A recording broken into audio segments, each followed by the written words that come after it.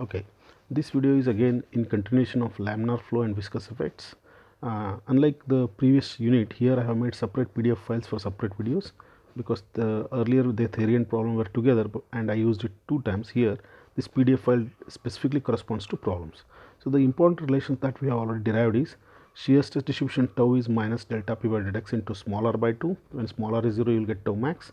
Similarly, u is in terms of capital R and small r. This we have derived using Newton's law and relating that to shear stress. When you substitute small r is equal to 0, you will get u max.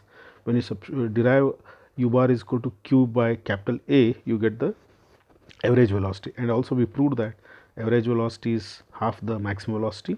And when you consider a particular length capital L, and if you find the pressure drop, you got delta P is 32 mu bar L by d square. If you divide delta P by rho g, it becomes HF is equal to 32 mu bar L by rho g d square, which is also known as Huygens-Poiseuille's equation. So one note is written here: the sign of pressure gradient must be always negative.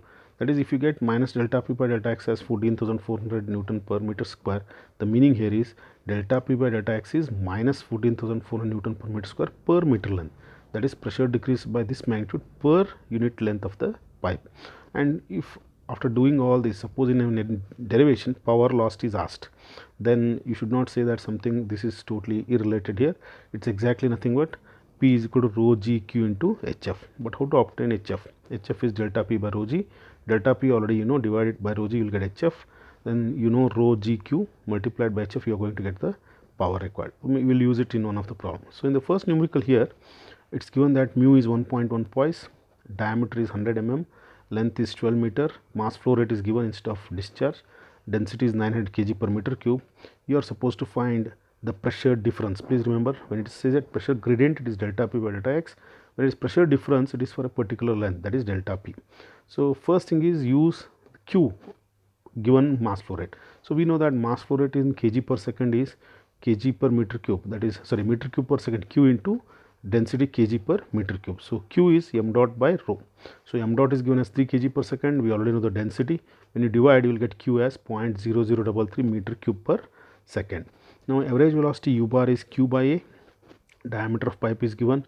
So by using that, you will get average velocity as 0.42 meter per second. Now once you do that, just check whether the flow is laminar or turbulent by using Reynolds number equation, rho Vd by mu. So it is definitely laminar. So finally what is you want is delta P. Delta P is 32 mu u bar L by d square. So you will get the value of delta P as 1774.08 Newton per meter square. It's a very simple example. The other way of solving this is directly use u bar equation as 1 by 8 mu minus delta P by delta x into r square. Once you know the value of u bar, you can directly get delta P by delta x, but this is per meter length. Then when you multiply it by the length, you are going to get the same answer. It is quite obvious that you will get the same answer because this equation of u bar is again derived using the, delta P equation is again derived using the u bar equation itself. So either solutions are correct.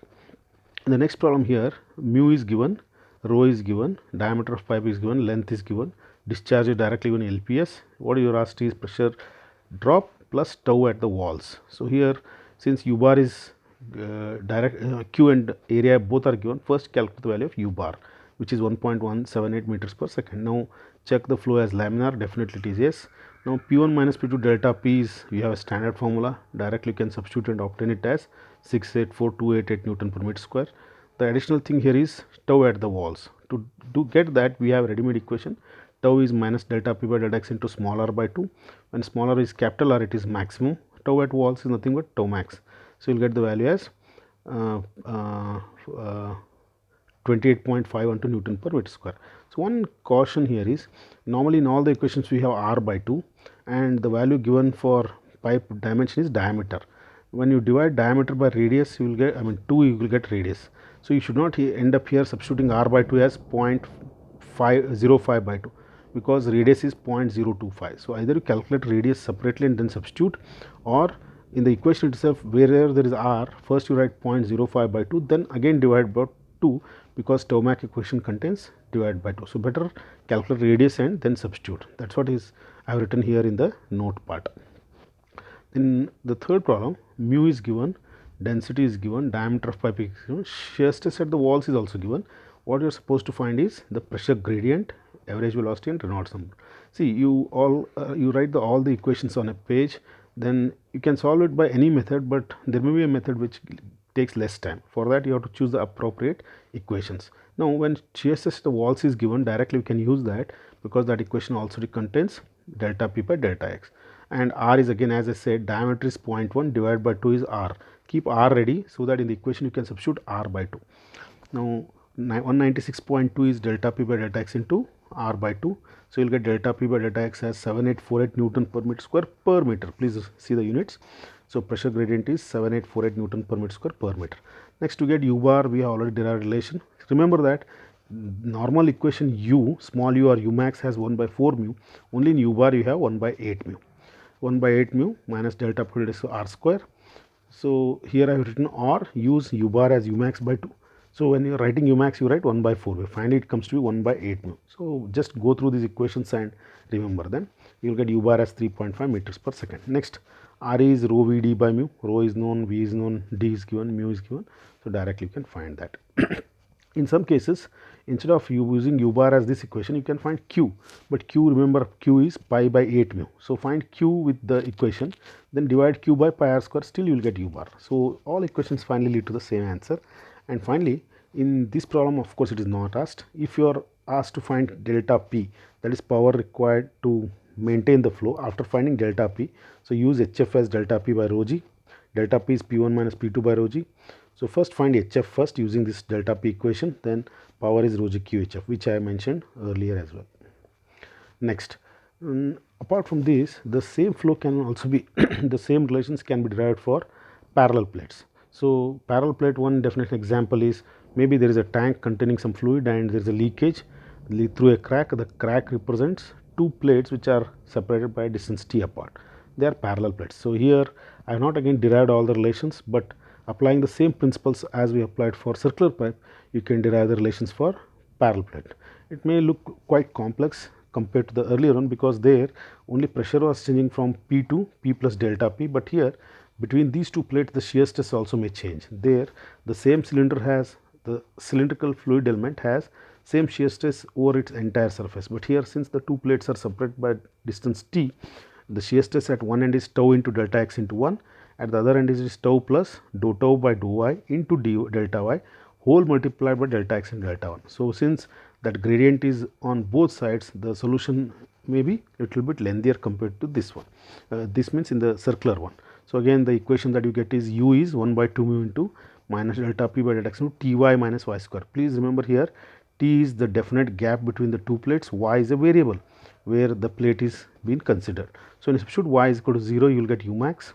Similarly, u bar is 1 by 12 mu into minus delta p by delta t square. U max by u bar you will get 1.5. There we got 2.0 for circular pipe. Then delta p, which is Hagen-Poiseuille's equation, is P1 minus P2 is 12 mu u bar L by T square. There we got 32 mu u bar L by D square. And if you divide it by rho g, it becomes HF.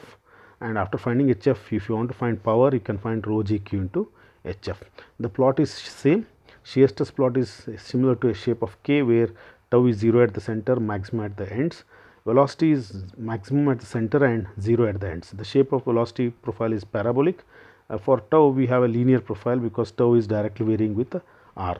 So, what I have written here is all the relations can be obtained similar to that obtained for circular pipe. At least remember the final equations so that you can at least use it for solving a numerical, because it has too many topics in unit 5, it may be combined with one of the other topics.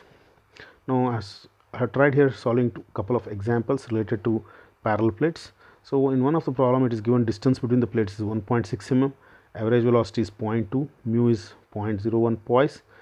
To find u max, delta p by L and tau at the walls. So, we have u max equation directly as 1.5 times u bar. Since u bar is given, directly can find u max. After finding u max, find delta p as 12 mu u bar L by T square. So, if you substitute the values given in the problem, you will get the pressure gradient as 937.44 Newton per meter square. Next, tau max is half delta p by delta x into T. Since delta p by delta x is already found, you can find this. So, here a small note is written. If T is 1.6 mm, use T as 0.0016 meter, because unless you convert that unit to meter, your substitution will go wrong. Similarly, mu is 0.01 poise. Please remember, 1 poise is 0.1 Newton second per meter square. So, 0.01 poise is 0.001 Newton second per meter square. So, convert all the given parameters which are conventional ones into the required SI units. So, as far as numericals are concerned, or in this topic is concerned, laminar flow and viscous effects, I expect all of you to go through the derivation at least for circular pipe, remember the final equations, solve numericals. As far as parallel plates is concerned, at least remember the final equations, if not the derivation, and do the numericals. Numericals can be solved once the final equations are noted down. So, here we come to the conclusion or end of the numericals on laminar flow and viscous effects. So, apart from this, in unit 5 there are two more topics. One is flow past immersed bodies, which is a very small topic, and introduction to compressible flow. So, on these two subtopics one video each is made, which I am going to discuss in the next video.